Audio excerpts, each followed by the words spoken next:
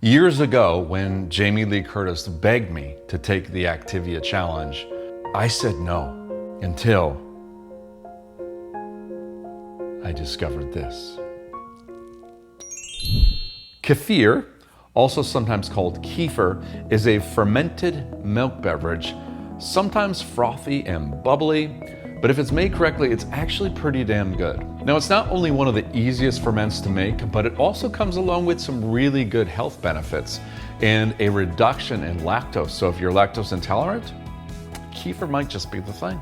So I'm gonna show you and walk you through the steps of how I create a kind of revolving batch with this. So you can have access to this amazing food every day and you don't have to start from scratch every time you wanna make it. And stick around in this video for a bit because I'm gonna show you how to take this liquid gold and turn it into something pretty magical by adding some wild components to it. Hello, I'm Sean Rowe, host of the Wild Food series, Can I Eat This? All about giving you the practical tools and the skill to go out into the wild garden of nature and harvest some of the most amazing wild edible plants and mushrooms right around you. And also to give you that practical skill so you can take all that wild food, bring it back home in the kitchen, and know what the hell to do with it when you get back home. All right, so before we get started on our first batch, let's just talk about some basic tools you're gonna need to get this batch going. You probably already have most of this stuff. Quart-sized mason jar is probably the best thing to go with to start. I use plastic lids sometimes, I use the metal lids sometimes, doesn't really matter. We got a glass bowl, nothing fancy. You want some kind of a strainer that's got small enough holes, and I'll explain why, but something with relatively small holes. And it doesn't matter really if the strainer is metal or if it's plastic, okay? Spatula, pretty much everybody's got that. Very important is the Kefir Grains, as they're called. They sort of resemble cauliflower, some people say. So what these weird looking Kefir grains are is really a community of yeast and bacteria, sometimes referred to as a SCOBY.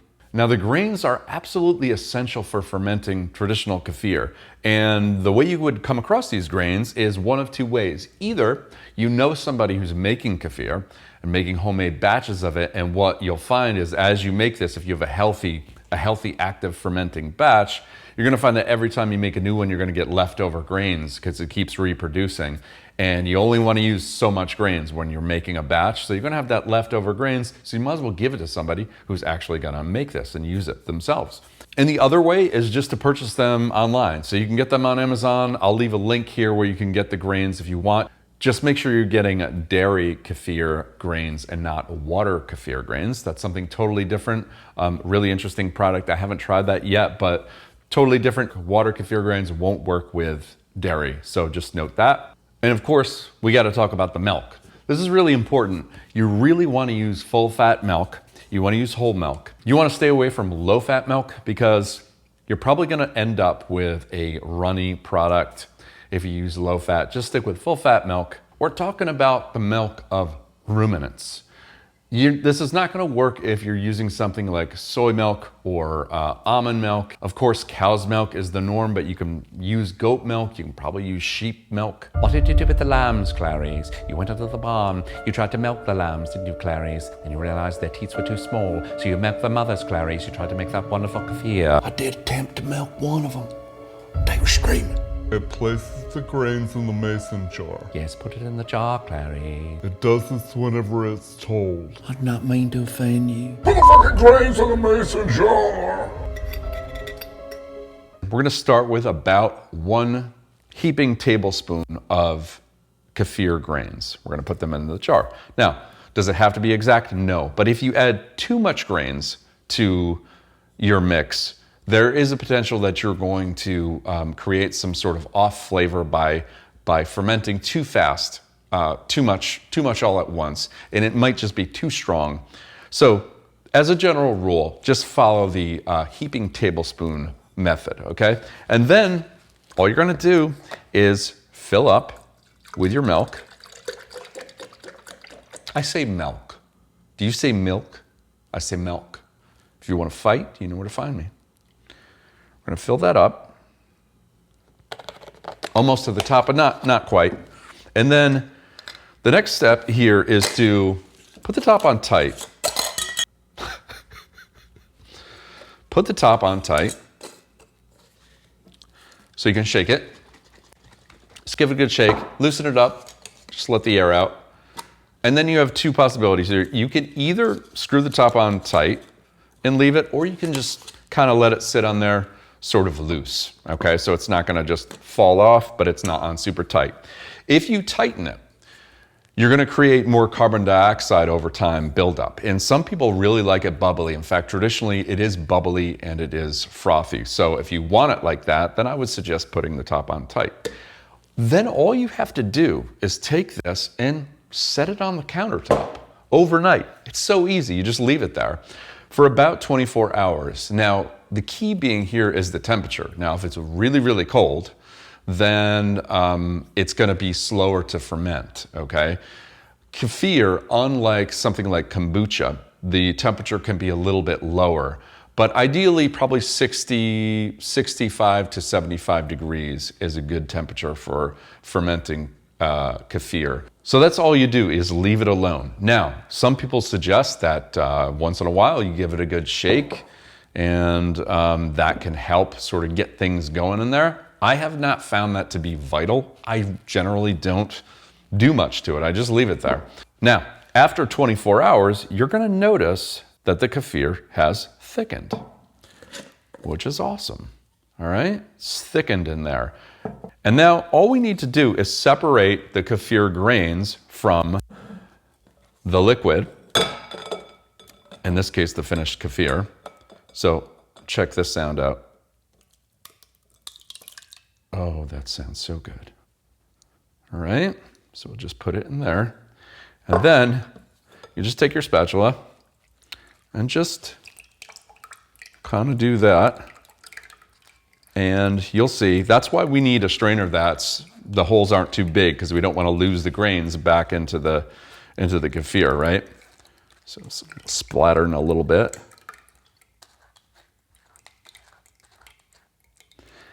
What you're left with here is the kefir grains. We're gonna take those and we're gonna use that for another batch so we can keep this going. If you want to consume kefir every day and you want enough of a revolving batch so that you can have daily kefir, the main point here is to make sure that you feed the grains, okay? So you've strained the grains and then you put those grains into a new batch with new milk, and you start that process over again, so you don't have to buy more grains after you've already purchased them once. You just have to keep this alive. I'm gonna set these grains aside. Some people will wash the grains off in the sink, and I just use tap water if I'm gonna do that. Sometimes I don't wash it though, I just put it in a new jar and start the batch over again. Why would you wash it to begin with? Sometimes the grains, if the ferment has gone too long, they can produce some sort of an off flavor maybe, might be too strong. So that would be the reason why you'd want to wash them off. But is it essential? Not really. I'm gonna give this a stir, right? Then take a new jar. We're gonna pour our finished kefir in that new jar. Now, that's ready to go as is. Okay, let's give this a little taste, see where we're at here.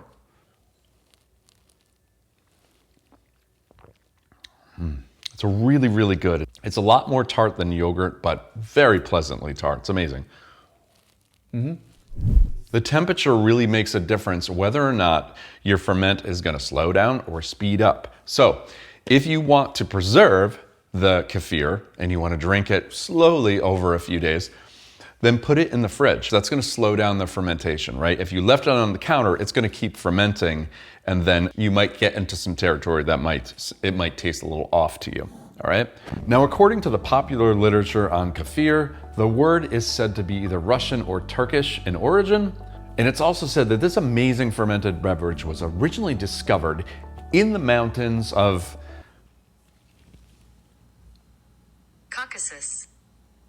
Caucasus.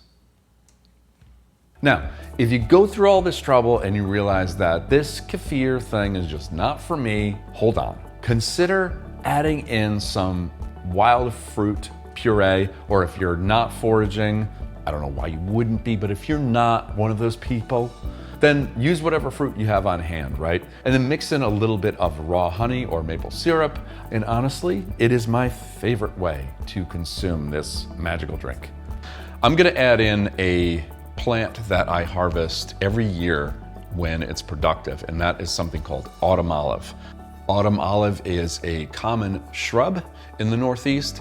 It's considered invasive somewhat at times, but it produces berries in the fall that are amazing. Eventually I'll have a whole video on autumn olive, but what I did here was I froze the puree of the autumn olive into ice cubes.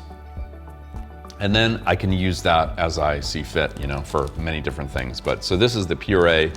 I would add that to the kefir for a secondary fermentation. Then I'll add in a little bit of maple syrup in there.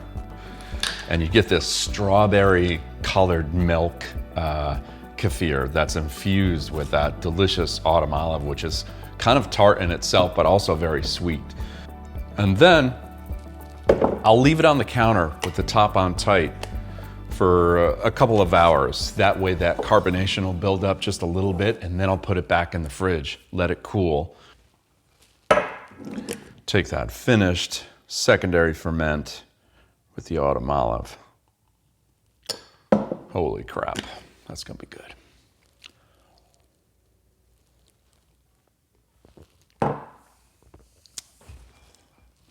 Wow. That stuff is gold, liquid gold. Now I think with a lot of things that you come across online when they talk about probiotics and superfoods, sometimes that stuff seems a bit overblown to me. But I will say that if you dig a little bit into the scientific research that's out there on kefir, and there seems to be a lot of it, you're gonna find that kefir has been showing some really promising results when it comes to killing dangerous pathogens in food, boosting antioxidants. There's also some studies that talk about anti-cancer attributes, also anti-hypertension attributes of kefir. So that's pretty awesome and amazing that just by doing this easy process of fermentation, you're gonna potentially add up all of these health benefits. So if you're having trouble and you think something is off here, here's a few points to keep in mind. Number one is that every time you make a batch, there's gonna be subtle differences in the flavor. And that could be due to the kinds of grains you're using, that could be due to the milk you're using, that could be due to the ambient temperature of the room, right? So kefir, unlike something like kombucha, it really likes those lower temperatures. So between 65 and 75, it's kind of that sweet spot. If you go too warm, it might ferment too quickly.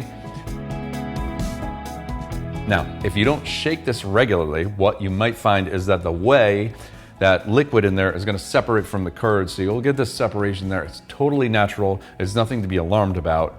If it starts changing color, I'd be worried about that, but the separation is totally natural, and the remedy for that is simply to shake it. That's it.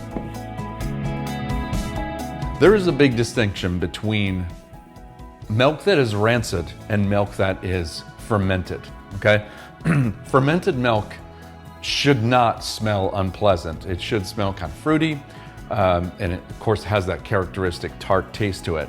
If you left unpasteurized milk on the countertop, it may just naturally ferment because it has that lactobacillus built into it naturally. But pasteurized milk has that killed out. So that is just gonna go bad. If you leave it out, we all know that horrible, rotten milk smell. It gets sour and it gets pretty gross. So there's something totally different here. But if we do want that fermented milk, then we have to use those kefir grains, because that is what has that lactobacillus in it, has that beneficial bacteria, and that's what's gonna ferment those proteins in the milk. It's probably true that fermented milk is just not in our culture. We didn't grow up with it typically, most of us. So the idea of drinking room temperature sour milk that's sometimes carbonated is a little strange, if not a little off-putting, just the way that sounds.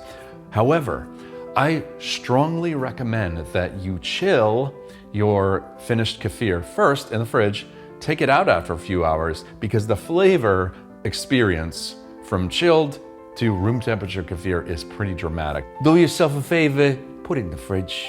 Come on. You could try this other alternative method, which is basically like inoculating milk with finished kefir. It's really simple. So you have your finished batch, you then take about a quarter cup of that, you put that into some fresh milk, put the top on, shake it up, let that sit on the countertop for at least 24 hours. And then you have what's probably a more milder kefir, but still completely inoculated with all of that good bacteria. Another thing to keep in mind with the temperature is that if you leave the kefir on the counter for longer than 24 hours, that might be fine. It might take, depending on how cold it is in your house, it might take longer than 24 hours to thicken. That's what you want. You want that liquid to thicken. And that may be after a day, it may be after 2 days. You'll just have to wait and see. But once you take it out, if you put that in the fridge, it will keep fermenting. The lower that temperature is, the slower the ferment. So let's say you're going to be away on vacation somewhere, you're not going to be feeding those kefir grains regularly, and you're worried about the batch dying. Well, the best thing to do is to put the grains in the fridge in some milk, and you should be good for about a week, maybe even 2. I wouldn't go too much longer than that. But then when you get back, the idea is you take them out of that milk. Don't use that milk to then ferment a batch, but rather take the grains out of that milk, start a new batch, fresh milk, and it should wake up those grains just fine. You should be fine, but don't wait too long in the fridge. Otherwise, I would recommend just freezing until you get back from your long vacation or dehydrating. All right, friends, that's all I have for today. Thanks for watching this video. If you like this video, please leave a comment and let me know if you've tried this before or if you're gonna try this. I'd like to hear about it. You can follow me on Instagram, Can I Eat This Sean? You could also sign up on my e-list, and every time I post a new video, you'll get notified. All right, well, as I say, one of the best ways to get to know nature is to freaking eat it. Happy foraging, everybody.